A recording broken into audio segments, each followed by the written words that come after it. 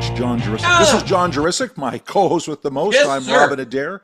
Welcome to Victoria Rumble Room, where we go after the issues near and far. And we're going to be talking to Jeff Bray from the Victoria Downtown Business Association in a few moments' time about how we clean up our streets, not just in southern Vancouver Island, but right across the country. We have a terrible problem. It's not being solved. Different levels of government are now saying, maybe we made the wrong move. Do you think? So we're going to talk to Jeff Bray about that. But before we get to that, I just want to talk, John, about what's been going on with Doug Ford and his Ronald Reagan commercials.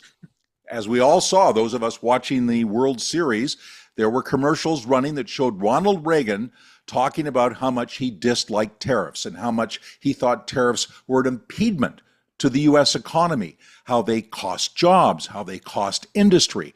Now, these ran, and they were direct quotes from a speech that Reagan gave, but now the MAGA people are saying, oh, it's been played with, and these aren't real, and this is fake news. And Trump then says, I'm not going to negotiate with Canada anymore. We're pulling out of all the negotiations. And apparently the Canadian ambassador, or the U.S. ambassador to Canada, Hoekstra, was actually seen swearing at Canadian officials, swearing at them about how irresponsible Canada is and how hard we are to deal with. Well, the truth is that Ford went to the Prime Minister, showed him the ads, and he showed them the Chief of Staff as well, and they said, fine. And then all this happens. You wonder how much of this is poised and how much of it is real in terms of Canada having a deal ready to go with the Americans, and somehow Doug Ford has cost this deal. I don't buy it. I don't think we were that close.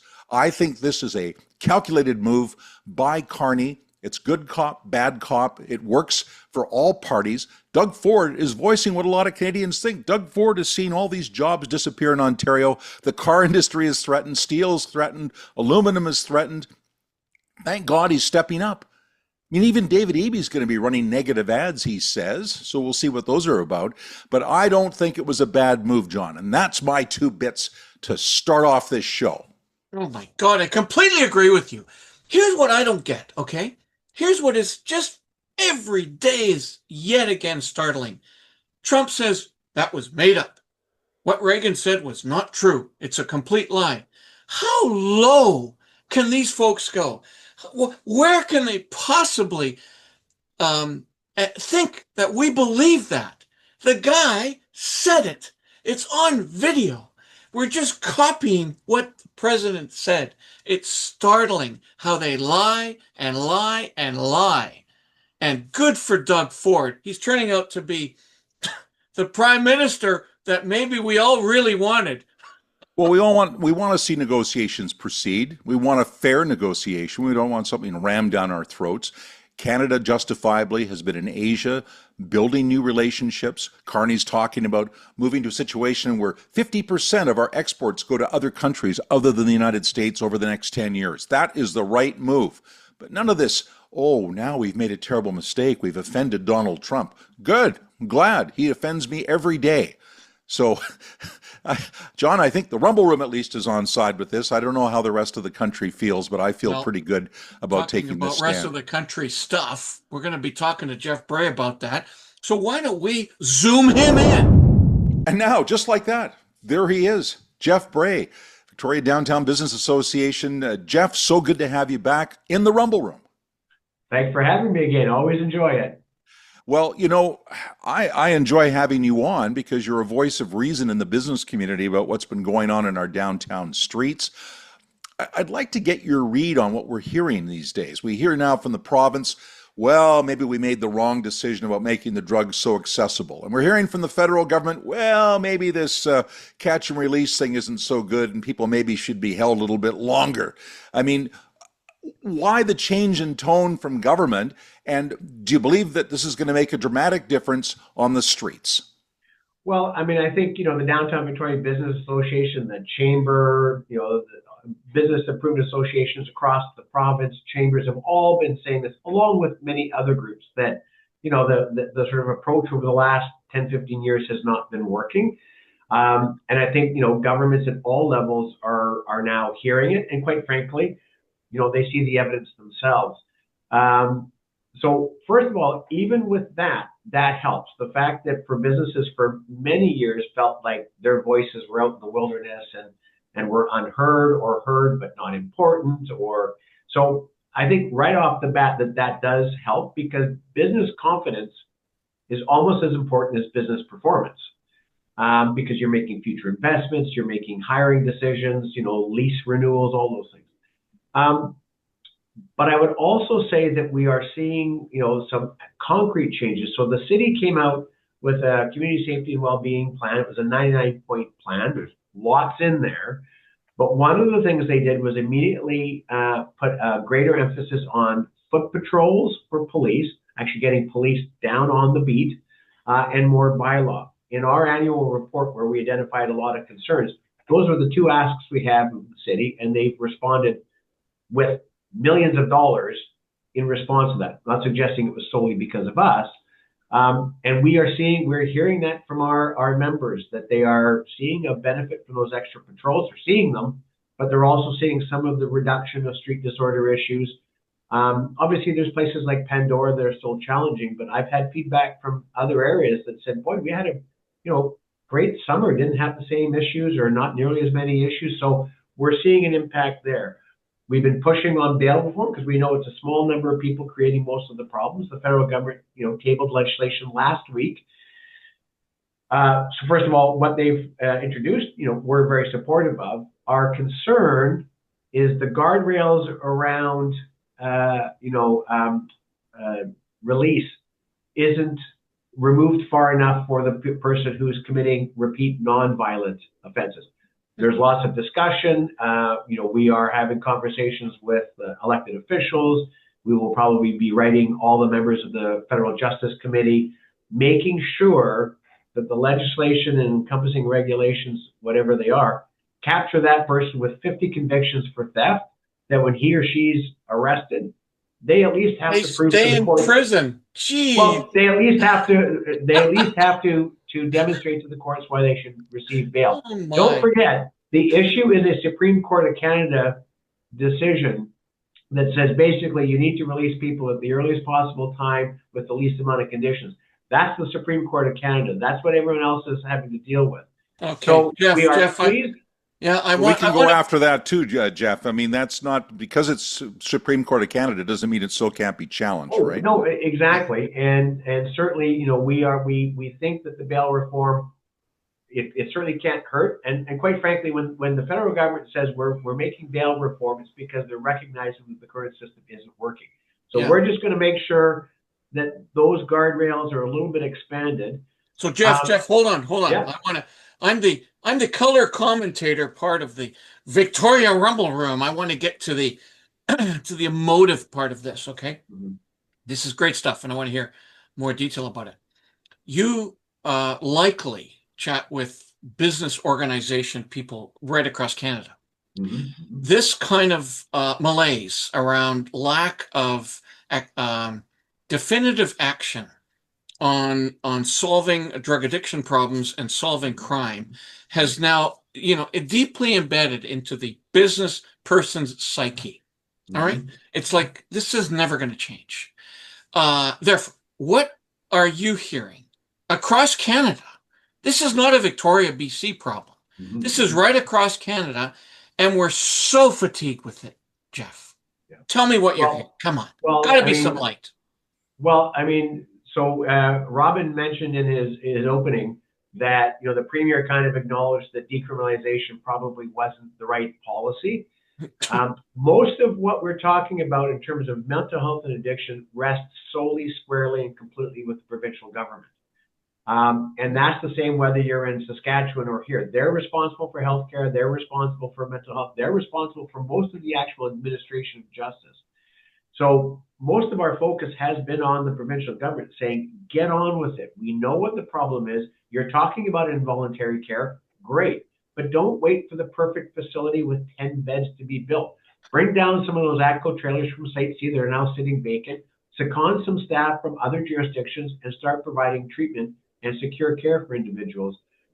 That's what we've been saying. We also know, quite frankly, we have a provincial government that has a major fiscal problem. They have no money. So they're going to have to make some significant changes in programming to free up any dollars to actually tackle this problem. And this is what the business community is saying. That being said, the business community also knows that government and even large, entities don't move super quickly. So any incremental improvement is helpful. We're seeing some of that in downtown Victoria, and now we're really just looking to the premier to say, okay, you know what, this is a priority. People are dying on our streets. Businesses are closing. Yeah. Well, he says it all the time, Jeff. I hear EB saying that frequently, but I mean, it's all well for him to talk about it. But if there's nothing being done about it, what does it make any difference what he says? Well, I mean, I don't disagree with you. But that's the tool we have. So we have to keep pressing. I want to paint a picture for you, because I just had this experience just 2 days ago downtown, down by the former Bay / Eaton Center, at the entrance where the coffee place is. Used to be a Starbucks, and I think it's Good Earth Coffee, and wanted to sit there. And my wife was doing a little shopping there, so I thought I'd sit in the sun and read the paper. Now, right in front of those doors was a group of street people. And these weren't just street people. These were people taking drugs. There was a guy who was obviously smoking crack. There were other people. They were being disruptive. You couldn't sit out there. People were actually moving away from the area. This is right in the middle of downtown. This isn't on a sidewalk. This is actually on property that is, I believe, owned by the center. And there's no cops. And I was there for quite a while. I didn't see a policeman.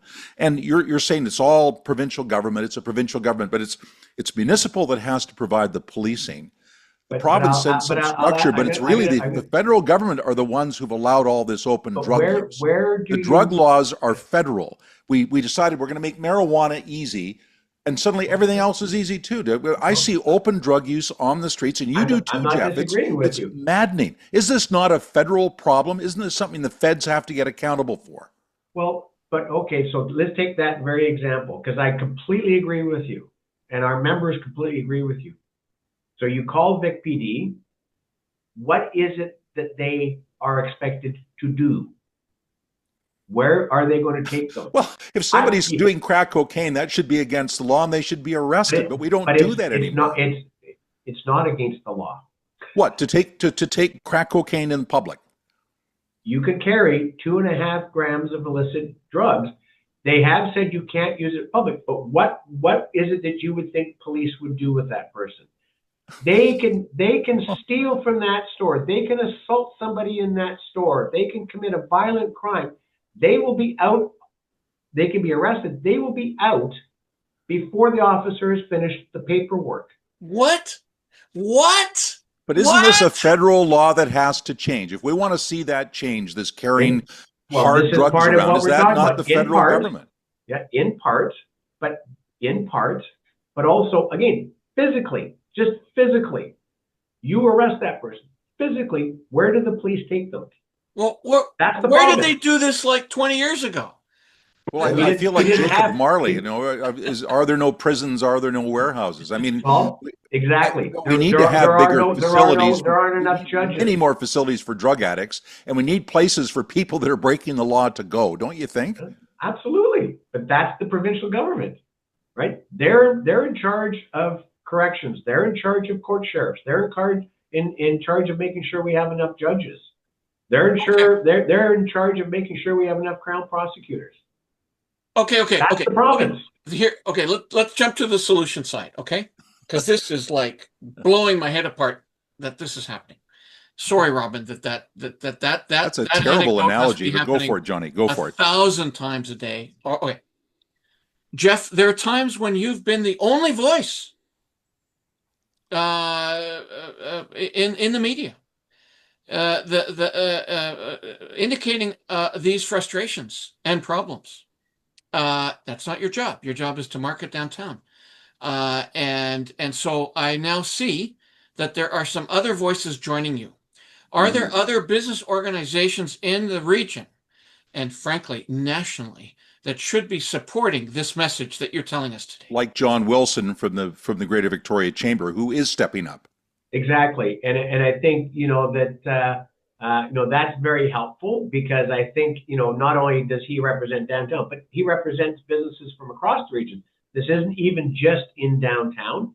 And it allows us to really, sort of add more voices, but also more distinct areas of voices to actually push for those sorts of changes. I know that, for instance, the Chamber is having the mayor coming in November to a breakfast to give an update on the progress of the community safety and wellbeing plan and kind of hold the city accountable for what they say they're going to deliver. That's fantastic. I presented as part of the Save Our Streets Coalition to the Federal Liberal Caucus retreat at the end of summer on these issues. So the more people that are out talking about these things, the better. And again, we're seeing traction. Now it's about execution. And the solutions, the other thing I'm going to say is, and to John's question around solutions, if you arrest somebody 100 times, there's a lot of activity, arrests and court appearances, but it's one person. So the issue is that it isn't hundreds of people causing these problems. It's a small, 40 people creating most of this mayhem.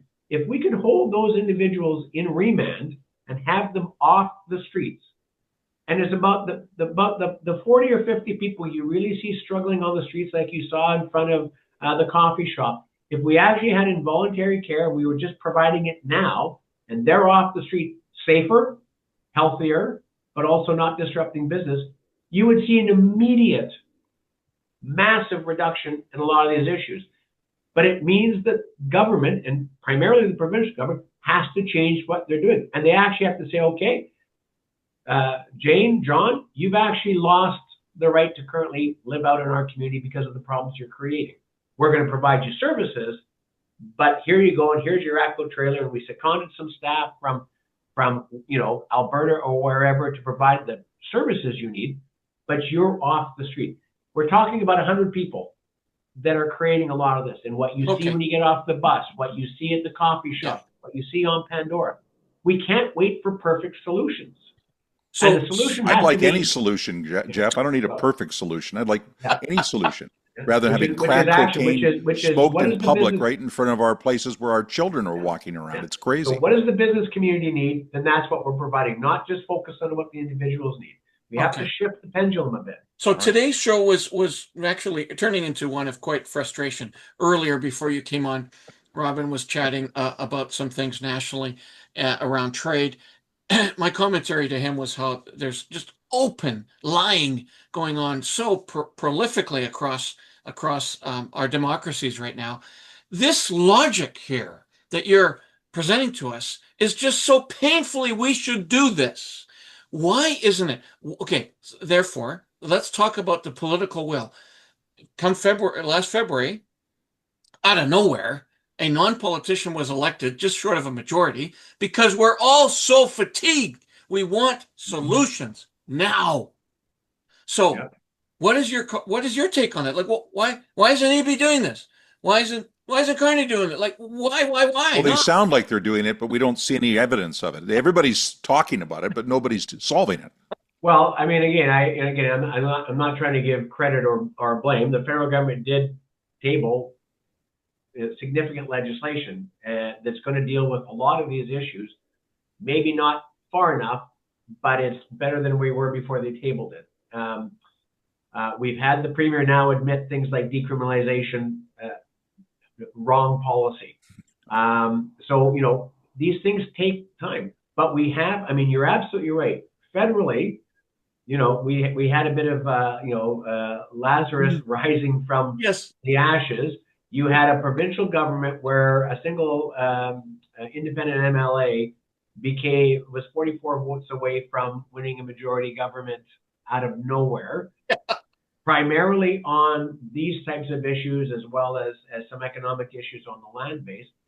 And we've got a municipal election coming up literally in exactly 365 days, I think 364 days now, where these issues are prevalent. And I think it's incumbent on all citizens to be engaged on these issues. Yes. And to vote. I mean, my frustration municipally is we get a mid 30%, 33, 34, 35% voter turnout to the level of government that has the greatest direct impact on our daily lives. And if we're not going to get out and participate, not that I quote Preston Manning a lot, but he said something that's always resonated with me. He said that politics is not a spectator sport.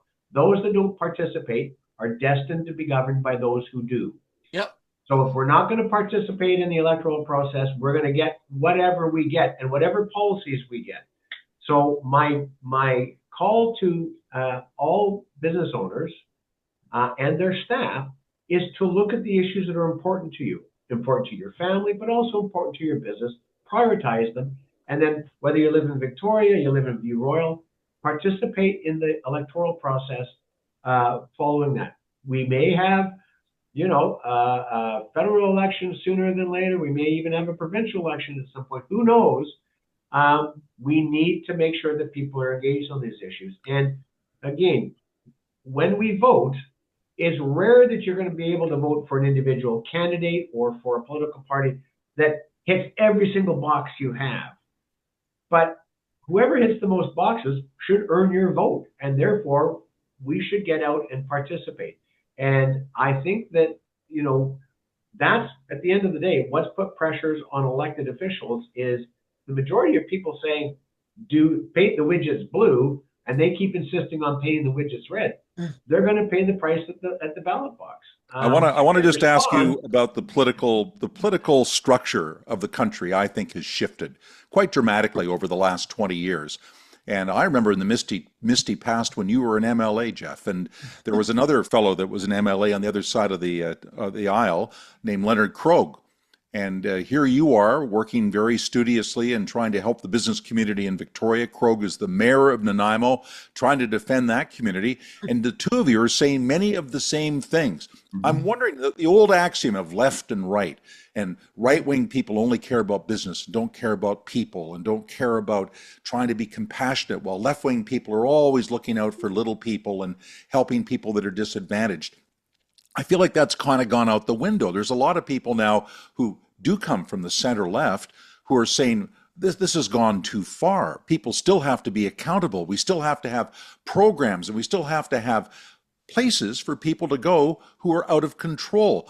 Do you agree that that's shifting in terms of what we're voting for isn't as black and white, or it doesn't need to be as black and white as sometimes the political parties would have you think? Well, and also it's that sort of left, right, blue state, red state narrative is very easy for the media to report on, but nothing is that simplistic. If you look at who's on most of the boards of directors of our community social services, Our Place, and others, most of them are, guess what? Members of the business community. When you look at who does most of the fundraising donations, it's the business community. It isn't that people who run businesses or work in businesses aren't compassionate. We're all saying this system is failing the very people that we see every day literally dying on our streets. The left is saying the exact same thing, but also recognizing that if we don't have a healthy downtown or a healthy commercial business district, Leonard Krogh's a mayor. He needs property taxes. If the business community diminishes, so does his property taxes he collects to be able to serve his citizens. So it's not one side cares about this. We actually care about the same thing. Sometimes what's happened is our approaches have been different, but our objectives have been the same. I think what you're now hearing is a much more strong coalescing around the same solutions. And this is what frustrates us is we had an event with the Save Our Streets Coalition a couple weeks ago on the front steps of the legislature. We had 40 mayors and councillors from around the province on the front steps. Leonard Krogh was a speaker. He's aligned with the current provincial government. Mayor Alto spoke. She was the opening speaker, currently aligned with the current government. We had mayors from other parts of the province who were aligned with other political parties, all saying the same thing. This is not a political issue. It is a human issue. It is an economic issue. It is a social policy issue. Yeah. And there is real consensus that we need to change how we're operating it. And it's not a left-right issue at all. Jeff, it is a courage and political will issue. Yeah. Let's shift gears a little bit here. if someone's just started watching the Rumble Room today, which of course is impossible because we've had billions of people watch this Billions show. of people. Billions now. One would think that you are a member of parliament or a member of the legislature or frankly a cabinet minister. You are not. You are a marketing executive, marketing downtowns. Tell me what is anticipated here for the fall, the Halloween, maybe even Christmas, and around the country. Is there a concerted effort to change the tone in the downtowns? There is, and there's always that recognition. I always sort of say I have a challenge between being an advocate and chief marketer, and it's very hard for me to sort of sometimes balance that. And you're seeing that increasingly. The Canadian Urban Institute and others are really pressing the issue, primarily with the provision or the federal government, that our downtowns have changed as a result of COVID, and they are critical parts of our social fabric and economic fabric.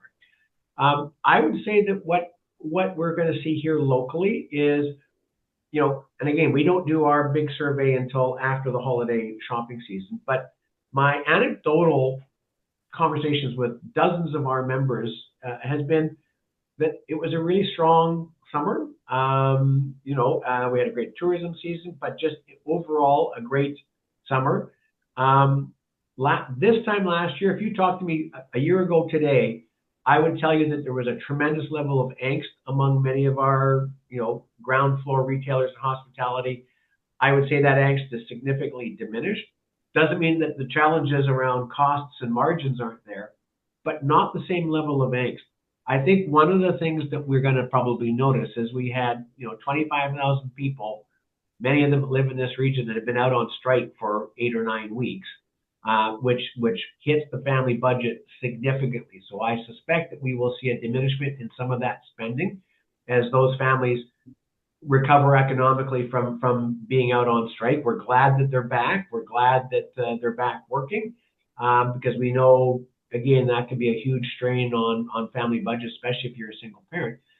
So we expect we'll see a little bit of, a reduction in some of that domestic spending as a result of that.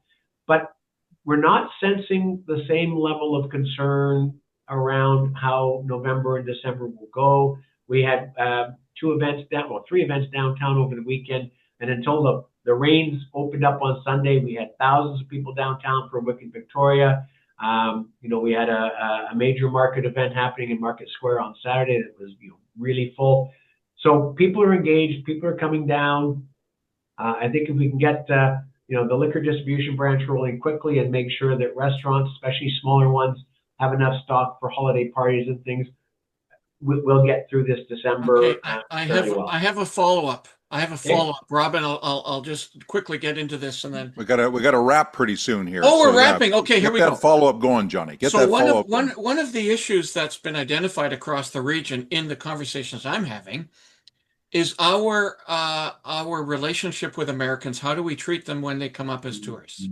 And there are business owners concerned that we're reflecting some of our true feelings that we feel about Trump to folks that are coming up here on wanting to go for holidays. And let's be kinder, let's be gentler to those folks because they're not implementing these draconian policies.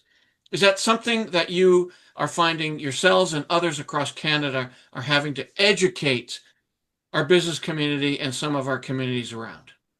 I would say here, because we are a tourism-focused town and we have such a close relationship with Port Angeles and Seattle, that has not really been an issue that I've encountered here. I think we've been very, welcoming and grateful. Quite frankly, we've seen a decline because I think Americans are nervous about coming up here and the response they may get.